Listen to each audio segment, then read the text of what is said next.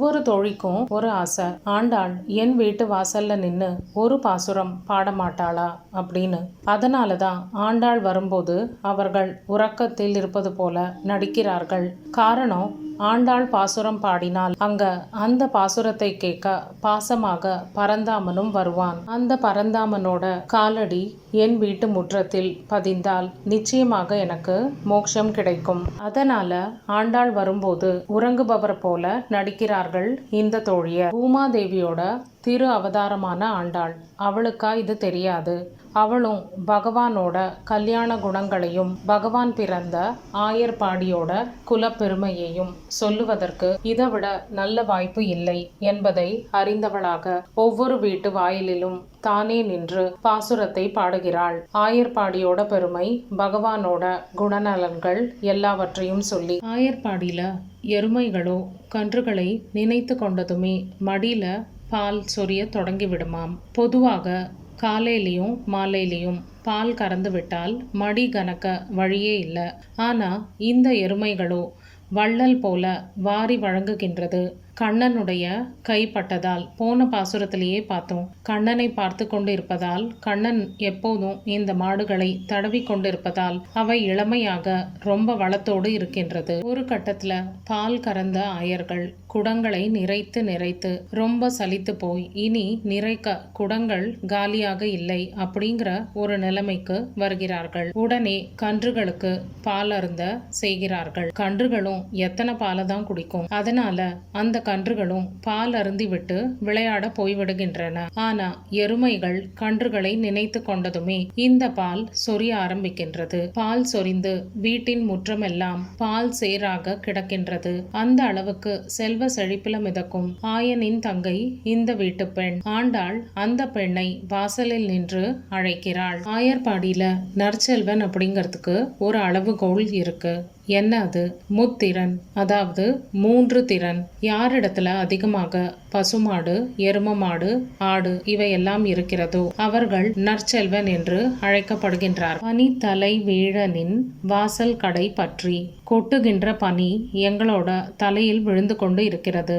நாங்க அதை கூட பொருட்படுத்தாமல் உன்னோட வீட்டு தலை வாசல்ல வந்து நிற்கின்றோம். உன் வீட்டு முற்றத்துல பால் வெள்ளம், எங்கள் உள்ளத்துல திருமாலோட பக்தி வெள்ளம், மால் வெள்ளம் அப்படின்னு ஆண்டாள் இங்கே குறிப்பாக உணர்த்துகிறாள். சினத்தினால் தென்னிலங்கை கோமானை சேற்ற கருணையோட பிறப்பிடமான உறைவிடமான ராமாவதாரம். அந்த ராமனுக்கு ராவணன் மேல ஏன் இவ்வளவு கடும் கோபம்? ராவணன் நேராக வந்து போரிட்டு தன்னோட வலிமையால சீதையை கவர்ந்து சென்றானா?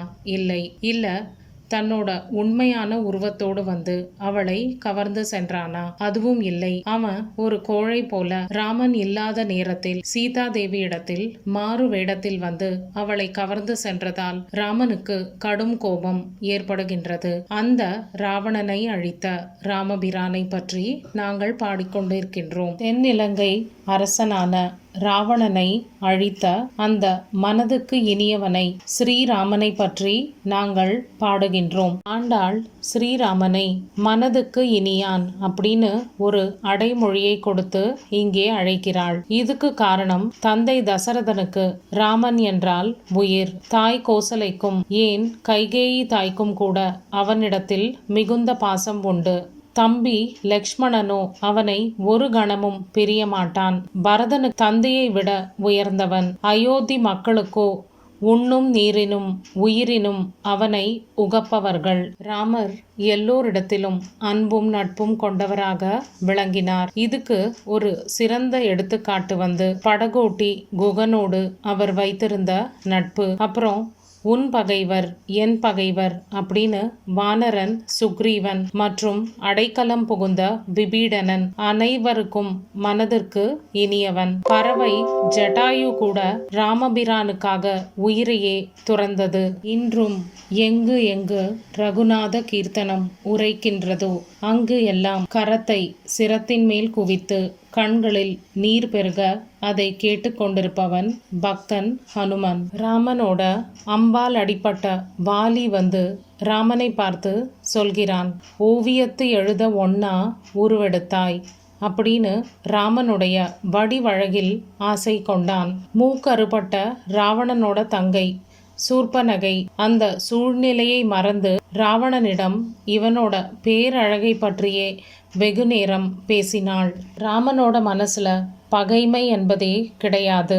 சீதை ஆசையோடு வளர்த்த கிளிக்கு ஒரு பெயர் வேண்டும் என்று கேட்க அதற்கு அன்னை கைகேயியின் பெயரை சூட்ட சொல்லிய மனம் அவனுடையது. நீதான் எழுந்திராய், அனைத்து இல்லத்தாரும் அறிந்தேலோர் எம்பாவாய். நாங்க இவ்வளவு நேரம் ராமனோட பெருமையையும் ராமாயணத்திலிருந்து சில குறிப்பையும் சொல்லி முடித்தே விட்டோம். ஆனா இது எல்லாம் கேட்ட பிறகும் நீ இன்னும் எழுந்த பாடு இல்லை. அக்கம் பக்கத்து வீட்டில் இருப்பவர்கள் எல்லோருமே எழுந்து விட்டார்கள். அவர்களுக்கும் நீ இன்னும் உறங்கிக் கொண்டிருக்கிறாய் அப்படிங்கிற விஷயமும் தெரிந்து விட்டது.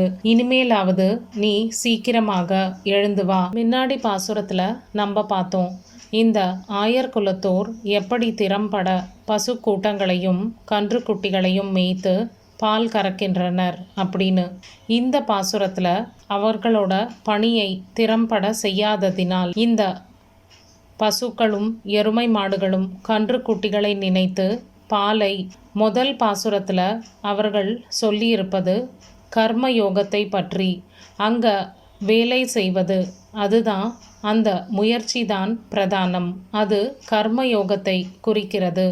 இப்போ ஆண்டாள் இங்க பக்தி யோகத்தை இந்த பாசுரத்தில் சொல்கிறாள். இந்த கண்ணனோட தோழன் கண்ணன் மேல் வைத்திருந்த அந்த தீவிர பக்தியால் தன்னோட அந்த பால் கறக்கணுங்கிற அந்த வேலையை கூட சரியாக செய்யாமல் அந்த பக்தியிலேயே திளைத்து இருக்கிறானாம். அதனாலதான் அவன் பால் கறப்பதை கூட மறந்து விட்டான்.